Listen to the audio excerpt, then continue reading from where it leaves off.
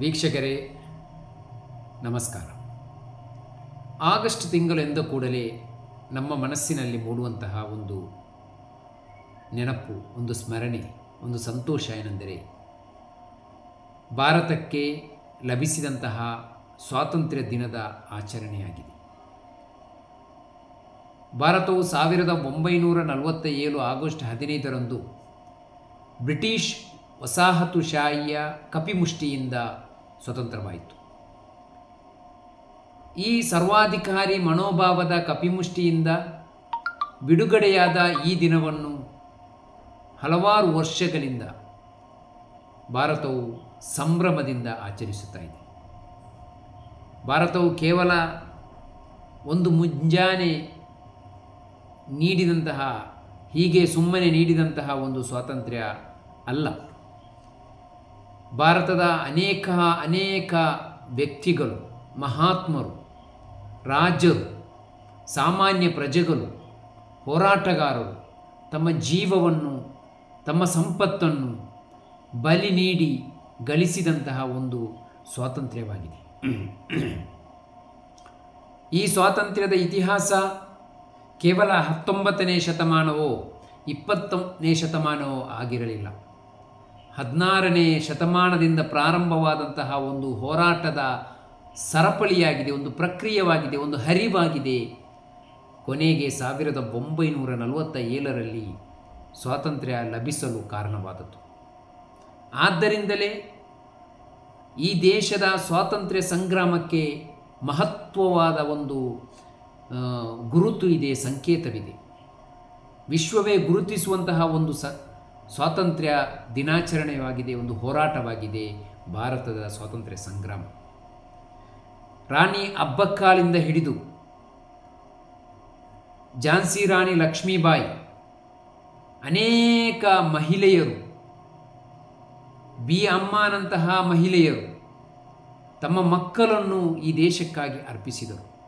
ಟಿಪ್ಪು ಸುಲ್ತಾನ್ ಎಂಬ ಮಹಾನ್ ರಾಜ ತಮ್ಮ ಮಕ್ಕಳನ್ನು ಈ ದೇಶಕ್ಕಾಗಿ ನೀಡಿದರು.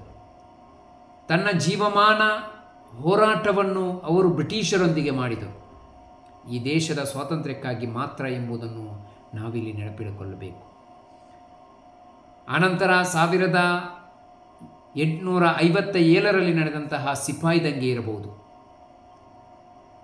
ಆನಂತರ ಮಹಾತ್ಮ ಗಾಂಧೀಜಿಯವರ ನೇತೃತ್ವದಲ್ಲಿ ನಡೆದಂತಹ ಅಸಹಕಾರ ಚಳುವಳಿ, ಕ್ವಿಟ್ ಇಂಡಿಯಾ ಚಳುವಳಿ, ಮಾಡು ಇಲ್ಲವೇ ಮಡಿ ಚಳುವಳಿ, ಉಪ್ಪಿನ ಸತ್ಯಾಗ್ರಹ, ನಿರಂತರ ಹೋರಾಟಗಳನ್ನು ಈ ಸ್ವಾತಂತ್ರ್ಯ ದಿನಾಚರಣೆ ನೆನಪಿಸುತ್ತದೆ.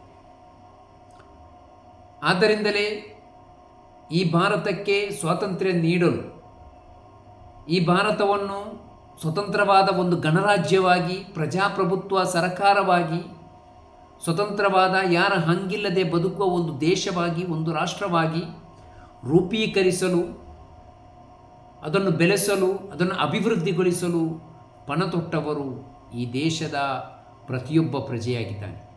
ಅದು ಎಲ್ಲ ಜಾತಿಯಲ್ಲೂ, ಎಲ್ಲ ಧರ್ಮದಲ್ಲೂ, ಎಲ್ಲ ಪಂಗಡದಲ್ಲೂ, ಎಲ್ಲ ವರ್ಗದಲ್ಲೂ, ಎಲ್ಲ ವರ್ಣದಲ್ಲೂ ಇರುವಂತಹ ವ್ಯಕ್ತಿಗಳಾಗಿದ್ದಾರೆ ಈ ದೇಶದ ಸ್ವಾತಂತ್ರ್ಯಕ್ಕಾಗಿ ದುಡಿದವರು.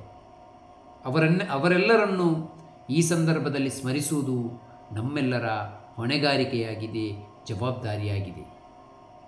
ಆದ್ದರಿಂದಲೇ ಈ ದೇಶಕ್ಕಾಗಿ ಅವರು ಹಿರಿಯರು, ನಮ್ಮ ಹಿರಿಯರು ತಮ್ಮ ಪ್ರಾಣವನ್ನು ತ್ಯಾಗ ಮಾಡಿ ನಮ್ಮ ಕೈಗೆ ಈ ದೇಶವನ್ನು ಕೊಟ್ಟು ಬಿಟ್ಟಿದ್ದಾರೆ.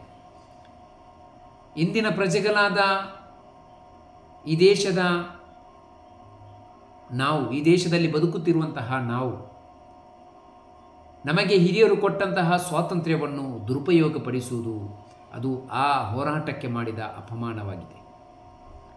ಈ ದೇಶವನ್ನು ಅಭಿವೃದ್ಧಿಪಡಿಸಲು, ಈ ದೇಶವನ್ನು ವಿಶ್ವದಲ್ಲಿ ಉನ್ನತವಾದ ದೇಶವಾಗಿ ಪರಿವರ್ತಿಸಲು ನಾವೆಲ್ಲರೂ ಹೋರಾಡಬೇಕಾಗಿದೆ, ಪ್ರಯತ್ನಿಸಬೇಕಾಗಿದೆ. ಕ್ವಿಟ್ ಇಂಡಿಯಾ ಚಳುವಳಿ ಕೇವಲ ಅಂದಿಗೆ ಮಾತ್ರ ಸೀಮಿತವಾಗಿರಬಾರದು.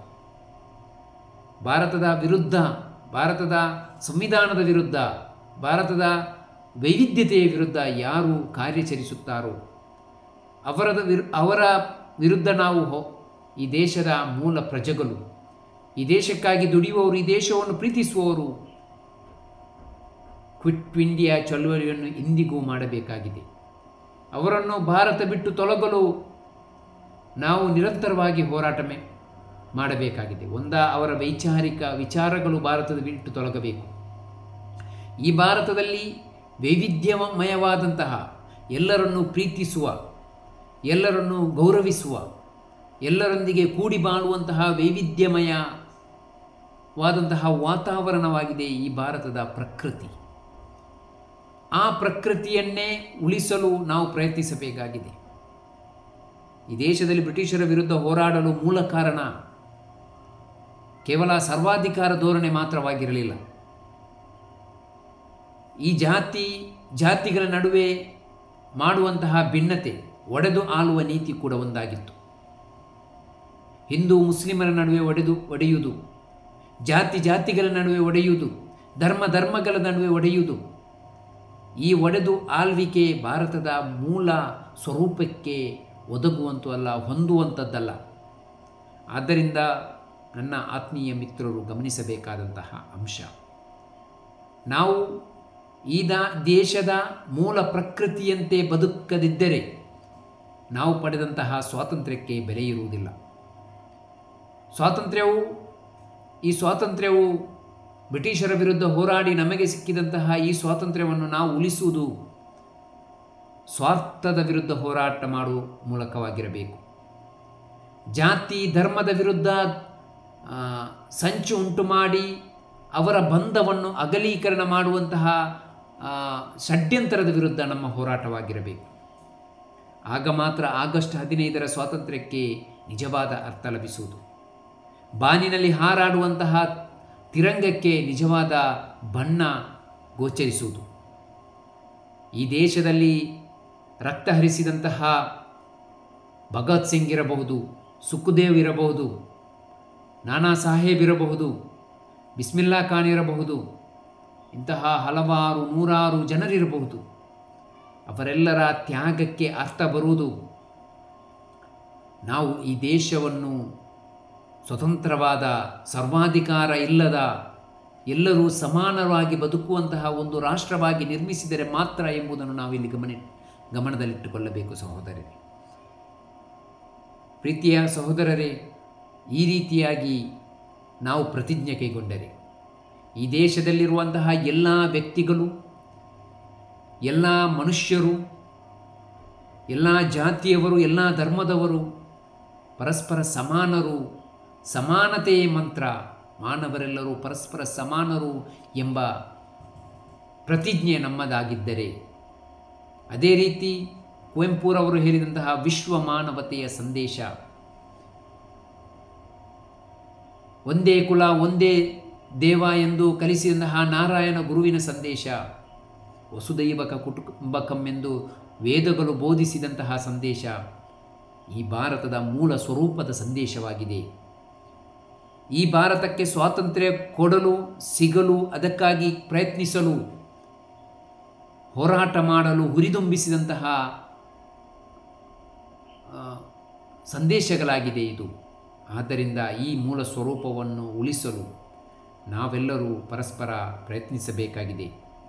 ಕೋಮುವಾದ ಚಿಂತನೆಗಳಿಂದ ಪರಸ್ಪರ ಬಾಂಧವ್ಯವನ್ನು, ಪರಸ್ಪರ ಸಂಬಂಧವನ್ನು ಅಗಲೀಕರಿಸಲು ಪ್ರಯತ್ನಿಸುವ ಷಡ್ಯಂತರದ ವಿರುದ್ಧ ನಿರಂತರವಾಗಿ ನಾವು ಹೋರಾಟವನ್ನು ನಡೆಸಬೇಕು. ನಮಗೆ ಹಿರಿಯರು ಕೊಟ್ಟಂತಹ ಸ್ವಾತಂತ್ರ್ಯವನ್ನು ನಾವು ಕಾಪಾಡಬೇಕು. ಇಂದು ನಮಗೆ ವಾಯನಾಡಿನಲ್ಲಿ, ಶಿರೂರಿನಲ್ಲಿ, ದೇಶದ ವಿವಿಧ ಕಡೆಗಳಲ್ಲಿ ಇಂದು ಪ್ರಕೃತಿ ವಿಕೋಪ ಸಂಭವಿಸುತ್ತಾ ಇದೆ. ಇದಕ್ಕೆಲ್ಲ ಮೂಲ ಕಾರಣಗಳೇನು? ಇಂದು ಈ ಹಿಂದೆ ಬ್ರಿಟಿಷರು ತಮ್ಮ ಗುರುತಿನ ಮೂಲಕ, ಈಸ್ಟ್ ಇಂಡಿಯಾ ಕಂಪನಿಯ ಮೂಲಕ ವಸಾಹತುಶಾಹಿಯನ್ನು ಈ ದೇಶದ ಮೇಲೆ ಹೇರಿ ಈ ದೇಶವನ್ನು, ಈ ದೇಶದ ವ್ಯಕ್ತಿಗಳನ್ನು, ಜನರನ್ನು ಅವರು ಸರ್ವನಾಶ ಮಾಡಲು ಪ್ರಯತ್ನಿಸಿದರು. ಅದೇ ರೀತಿ ಇಂದು ಅಭಿವೃದ್ಧಿಯ ಹೆಸರಿನಲ್ಲಿ ಇಲ್ಲಿನ ಬಲಾಢ್ಯರು, ಶ್ರೀಮಂತ ವರ್ಗ, ಕಾರ್ಪೊರೇಟ್ ಶಕ್ತಿಗಳು ಈ ದೇಶದ ಸೊತ್ತು ಸಂಪತ್ತು ಈ ದೇಶದ ಪ್ರಕೃತಿಯನ್ನು ನಾಶ ಮಾಡಲು ನಿರಂತರವಾಗಿ ಪ್ರಯತ್ನಿಸ್ತಾ ಇದೆ. ಈ ಪ್ರಯತ್ನದ ಪರಿಣಾಮವಾಗಿ ಇಂದು ಪ್ರಕೃತಿ ದುರಂತಗಳು ಸಂಭವಿಸ್ತಾ ಇದೆ. ಪ್ರಕೃತಿ ದುರಂತಗಳು ಕೇವಲ ವಯನಾಡಿನಲ್ಲಿ ಮಾತ್ರ ಸಂಭವಿಸುವುದಲ್ಲ, ಇಡೀ ದೇಶದ ಉದ್ದಗಲಕ್ಕೂ ವಿಭಿನ್ನವಾಗಿ ಪ್ರಕೃತಿ ದುರಂತಗಳು ನಿರಂತರವಾಗಿ ಸಂಭವಿಸುತ್ತಾ ಇದೆ. ಇದಕ್ಕೆಲ್ಲ ಯಾರು ಹೊಣೆಗಾರರು? ಇದಕ್ಕೆಲ್ಲ ಈ ನಾಡಿನ ಸಾಮಾನ್ಯ ಜನರೇ ಹೊಣೆಗಾರರಾಗಿರುತ್ತಾರೆ. ಏಕೆಂದರೆ ನಾವು ನಮ್ಮ ಹಿರಿಯರು ವಸಾಹತುಶಾಹಿಯ ವಿರುದ್ಧ, ಈ ದೇಶವನ್ನು ಕೊಳ್ಳೆ ಹೊಡೆಯುವವರ ವಿರುದ್ಧ ನಿರಂತರವಾಗಿ ಹೋರಾಟ ಮಾಡಿ ನಮಗೆ ಸ್ವಾತಂತ್ರ್ಯವನ್ನು ಗಳಿಸಿಕೊಟ್ಟರು. ಆದರೆ ಇಂದು ಈ ದೇಶವನ್ನು ವಿಭಿನ್ನವಾದ ರೀತಿಯಲ್ಲಿ ಕೊಳ್ಳೆ ಹೊಡೆಯಲಾಗುತ್ತಾ ಇದೆ.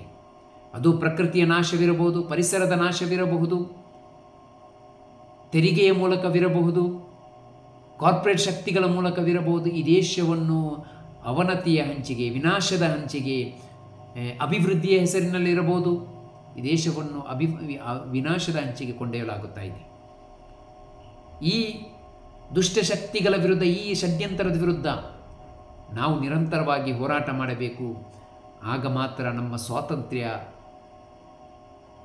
ಅಜೀವವಾಗಿ ಉಳಿಯಲು ಸಾಧ್ಯ.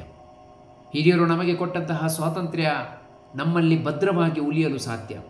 ನಮ್ಮ ಪ್ರತಿಭಟನೆಗಳು ಇಂತಹ ಕೃತ್ಯದ ವಿರುದ್ಧ, ಪ್ರಕೃತಿ ವಿರುದ್ಧವಾದಂತಹ ಇಂತಹ ಕೃತ್ಯದ ವಿರುದ್ಧ ನಾವು ನಿರಂತರವಾಗಿ ಹೋರಾಟಕ್ಕೆ ಇಳಿಯಬೇಕು. ಆಗ ಮಾತ್ರ ನಾವು ಈ ದೇಶವನ್ನು ರಕ್ಷಿಸಲು ಸಾಧ್ಯ. 78ನೇ ಸ್ವಾತಂತ್ರ್ಯ ಸಂಗ್ರಾಮವು ನಮ್ಮಲ್ಲಿ ಅಂತಹ ಒಂದು ಭಾವನೆ, ಪ್ರತಿಜ್ಞೆ ಉಂಟು ಮಾಡಲಿ. ಈ ದೇಶವನ್ನು ಅಭಿವೃದ್ಧಿ ಪಥದತ್ತ ಕೊಂಡೊಯ್ಯಲು ನಾವೆಲ್ಲರೂ ಶ್ರಮಿಸೋಣ. ನನ್ನೆಲ್ಲ ವೀಕ್ಷಕರಿಗೆ 75ನೇ ಸ್ವಾತಂತ್ರ್ಯೋತ್ಸವದ ಶುಭಾಶಯ. ನನ್ನೆಲ್ಲ ವೀಕ್ಷಕರಿಗೆ ಸ್ವಾತಂತ್ರ್ಯೋತ್ಸವದ ಶುಭಾಶಯ. ಈ ವಿಡಿಯೋ ಪೂರ್ತಿ ಕೇಳಿ ತಮ್ಮ ಮಿತ್ರ ಬಂಧುಗಳಿಗೂ ಹಂಚಿಕೊಳ್ಳಿ. ಜೈ ಹಿಂದ್, ಜೈ ಕರ್ನಾಟಕ.